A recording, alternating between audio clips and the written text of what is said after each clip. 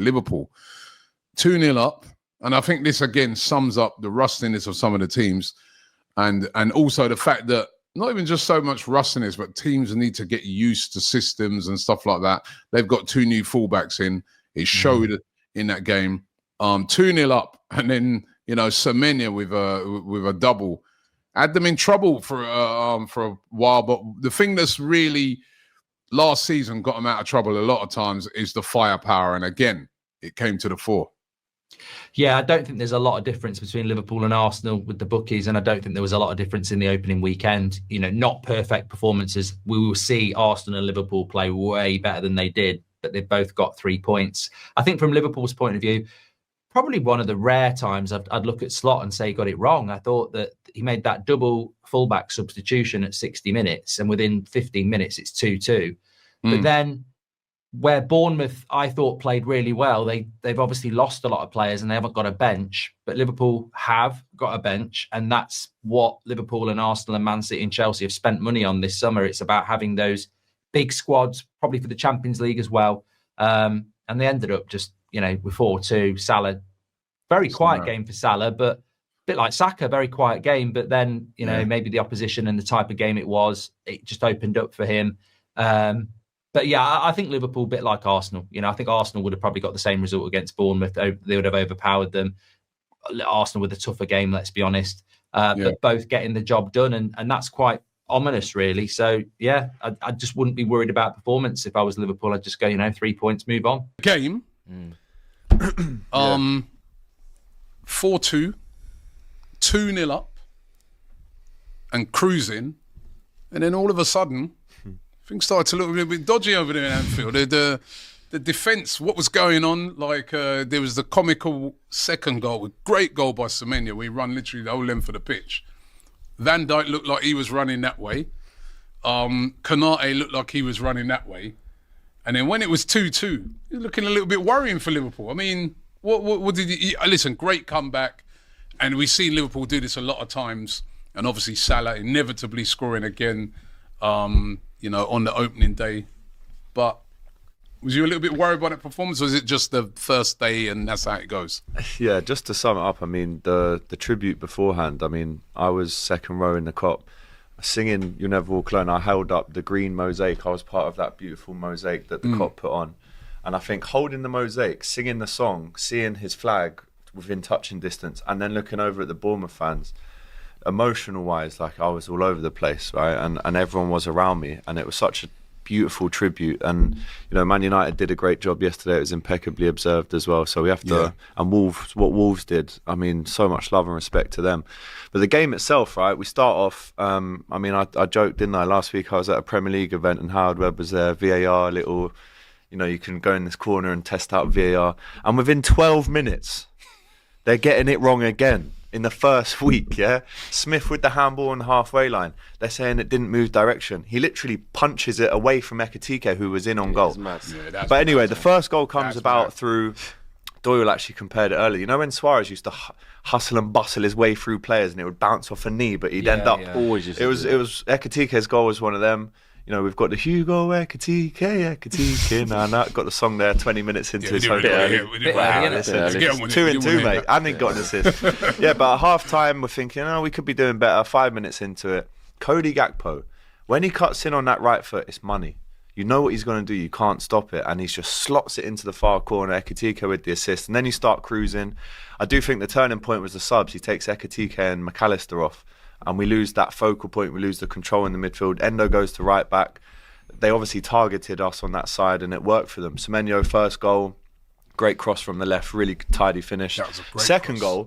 Goal. Listen, I agree with you. When Gravenberch comes back, I'm hoping that just doesn't happen again, because you've got the overlapping fullbacks. There were 7 Liverpool players in the box when we were trying to get the third goal. But it's like, well, you've left Van Dijk and Konate on this island where they've now got to defend 2 on, 5 on coming. And you can't win in that situation, because if you go to the ball and he plays it through, you've failed. And if you hold off, blocking the pass that you think he might make, and he just shoots, you've lost as well. He had another runner to go as well. So you need Gravenberch back in there as soon as possible. 2-2, I'm thinking, here we go. Can we do this? Is there another twist in the tail? And Federico Chiesa comes on. you already know about how Proper Liverpool man. fans love I this mean, guy. man, Like, they didn't even know he was there themselves. When he came on, I was doing the watch. do you know what I saw you When I and was doing the Saeed. watch along, when he came on, I said, "What's this Chiesa coming on in 2025?" I said, That's "This why. guy shouldn't even be at this club. That's He why didn't he came contribute last season." I said, "This Liverpool team's getting weaker by the sub." I said, "Bournemouth might go on to win this, you know." Boy. And then Federico Chiesa went, "Nah, you're right, Matisse. I'll just score the winner at the Kop end, shall I?"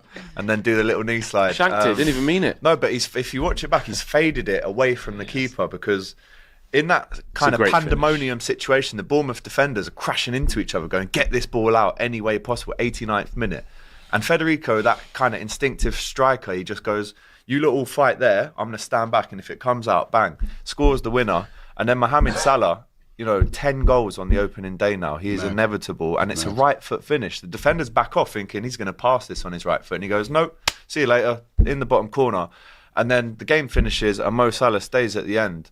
And again, I don't care if he doesn't win the Ballon d'Or. He's the Ballon d'Or of human beings for me. Like, the emotion that he shows, looking at the fans singing Jota's name, Jota is one of his best mates, the tears coming down his face, that's just a human moment. And I'm so happy he got his moment on the opening day. And, yes, what happened was disgraceful and it needs its own conversation. But in terms of the game, I came out, it's one of the top 10 atmospheres I've ever experienced inside Anfield. I absolutely loved it. Logan Friday says, night, 8 o'clock kickoffs, by the way. I'm a fan.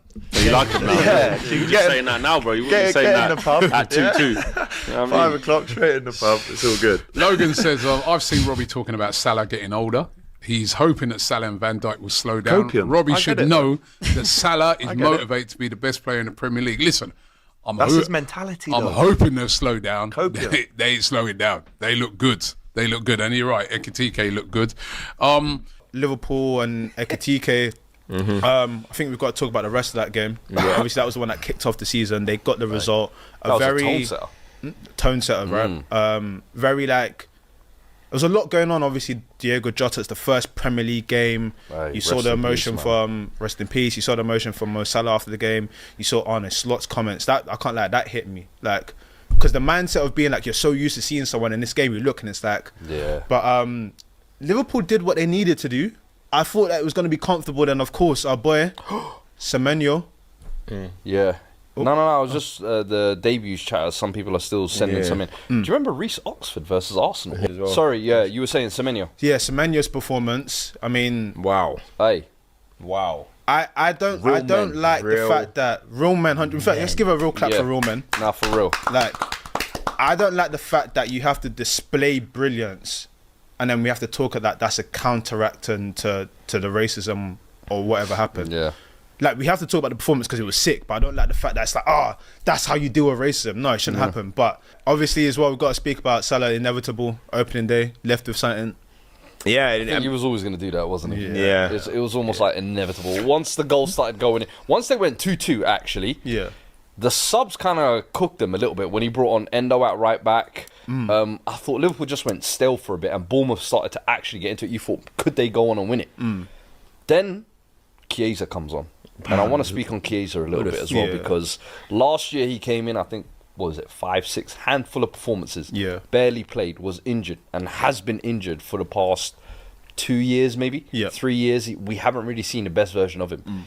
If he can this season get even 60% of the player he was, bro, at last season Fiorentina, Euro 2021, that first year at Juve, you remember that Chiesa, bro, explosive, both feet, can play on the right, can play on the left. I think Liverpool need that type of player this year, especially with obviously having lost Jota, having lost Darwin Núñez now as well. They're going to need Chiesa. And that was... Is that was still there, though? Is that Chiesa still there? I hope it is. I was happy for a moment like that can kickstart it, though. Yeah. That's what I believe. You can have the rotation of Gakpo, you can have Rio, and you can have Chiesa. And I think those are three kind of solid options you can rotate around. But I just hope Chiesa gets given the opportunity to rebuild himself. Because last year, he never got that. Yeah. And that was a big moment. When you need it, come in with a dagger. You're a good dude, but I want to see Rio. I want to see Rio. Yeah, man. I want to see Rio, man. Hey, Chiesa. Go to school. Go to college. Bro, out with the old, in with the new, man. Give me some Rio ball, man. Look at this. I'm talking to you about Chiesa, bro. Nice winner, man. Chiesa. Nice little We winner, want to but- see it. Yeah. I hear it. So that was that game. But you boys. Yeah, no, we're Hey? gonna get to us. Let's What about you boys? yeah, we'll get. No, yeah.